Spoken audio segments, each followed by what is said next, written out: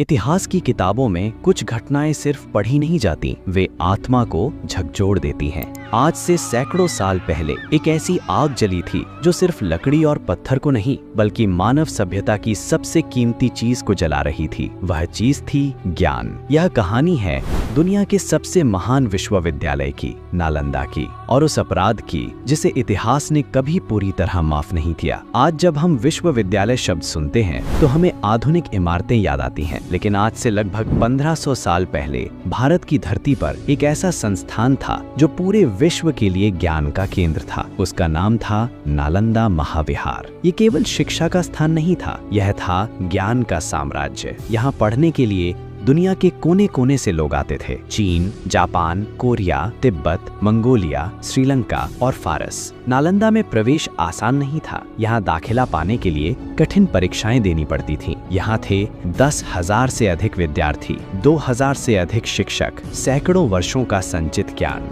नालंदा का हर आचार्य एक चलता फिरता विश्वविद्यालय था। यहाँ पढ़ाया जाता था गणित, खगोल विज्ञान, आयुर्वेद, शल्य चिकित्सा, तर्कशास्त्र, राजनीति, भाषा विज्ञान और दर्शन। नालंदा की आत्मा थी उसकी लाइब्रेरी, जिसे कहा जाता था धर्मगंज। इसमें 3 विशाल भवन थे, रत्नसागर, रत्नोदधि और रत्नरंजक। इनमें लाखों पांडुलिपियां थीं, हाथ से लिखी गईं, पीढ़ियों के अनुभव से बनी हुई। इतिहासकार बताते हैं जब इन पुस्तकालयों में आग लगी तो वह आग 3 महीने तक जलती रही। सोचिए, 3 महीने तक ज्ञान जलता रहा। नालंदा शांति का स्थान था। यहाँ तलवारें नहीं थी, सिर्फ विचार थे। लेकिन इतिहास में जब भी ज्ञान शक्तिशाली हुआ है, उसे नष्ट करने वाले जरूर पैदा हुए हैं। 12वीं शताब्दी में उत्तर भारत की राजनीति बदल रही थी। इतिहास के पन्नों में एक नाम उभरता है, बख्तियार खिलजी, एक तुर्की आक्रमणकारी जिसका लक्ष्य था सत्ता, विस्तार और नियंत्रण। उसे ज्ञान से डर लगता था क्योंकि ज्ञान सवाल पूछता है और सवाल सत्ता को असहज करते हैं। साल था 1193 ईस्वी। बख्तियार खिलजी अपनी सेना के साथ नालंदा पहुंचा। उसने देखा कोई किला नहीं, कोई सैनिक नहीं, सिर्फ शांत भिक्षु और छात्र। उसने पूछा, ये स्थान क्या है? उत्तर मिला, यह विश्वविद्यालय है। उस क्षण इतिहास ने करवट ली। ये कोई युद्ध नहीं था, ये था ज्ञान के खिलाफ युद्ध।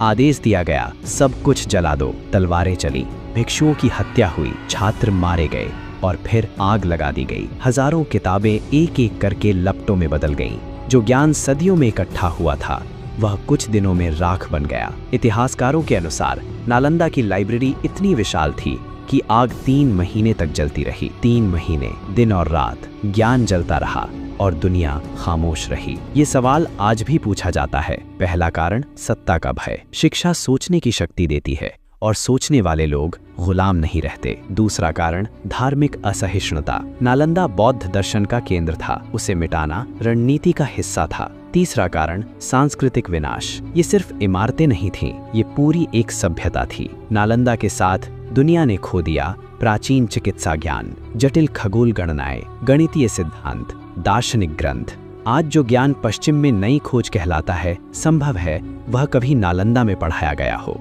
नालंदा के नष्ट होने के बाद भारत में बौद्ध शिक्षा लगभग समाप्त हो गई।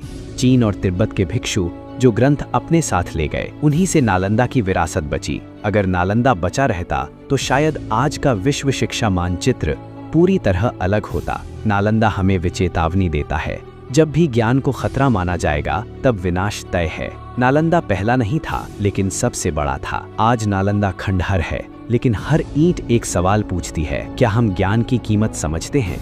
नालंदा जल गया लेकिन उसका सच आज भी जिंदा है। इतिहास याद रखता है, तलवारें जीत सकती है युद्ध, लेकिन ज्ञान को जलाने वाला हमेशा अपराधी ही कहलाता है। जब नालंदा जल रहा था तब सिर्फ किताबें नहीं जल रही थीं, हर पांडुलिपि के साथ एक सवाल मर रहा था, एक खोज अधूरी रह जा रही थी, एक विचार हमेशा के लिए खामोश हो रहा था। सोचिए, अगर वे ग्रंथ बच जाते तो क्या आज की दुनिया वही होती जो हम देख रहे हैं?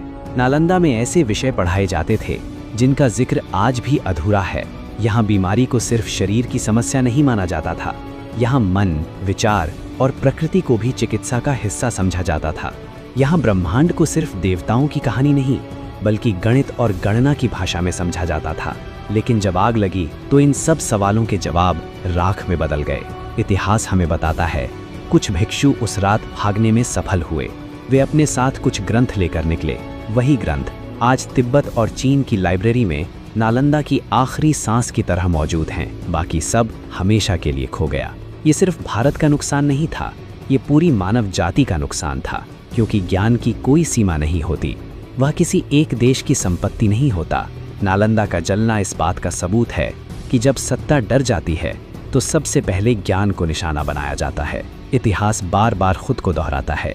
कभी किताबें जलाई जाती हैं, कभी विचारों पर पाबंदी लगाई जाती है और कभी सवाल पूछने वालों को चुप करा दिया जाता है। नालंदा हमें यही सिखाता है कि सभ्यता की असली पहचान उसके महलों से नहीं, उसके विचारों से होती है। आज नालंदा खंडहर है, लेकिन उसका मौन बहुत कुछ कहता है। हर टूटी दीवार पूछती है, क्या इंसान ने सच में प्रगति की है? अगर हम आज भी ज्ञान से डरते हैं, अगर हम आज भी सवालों को दबाते हैं, तो फर्क सिर्फ इतना है, आज आग दिखाई नहीं देती। नालंदा जला था ताकि लोग भूल जाएं, लेकिन इतिहास की सबसे बड़ी विडंबना यही है कि सच को जलाया नहीं जा सकता। दोस्तों, ये था आज का वीडियो। अगर आप ऐसी डॉक्यूमेंट्री वीडियो देखने में रुचि रखते हैं तो आप हमारे चैनल पर और भी बहुत सारी वीडियो देख सकते हैं।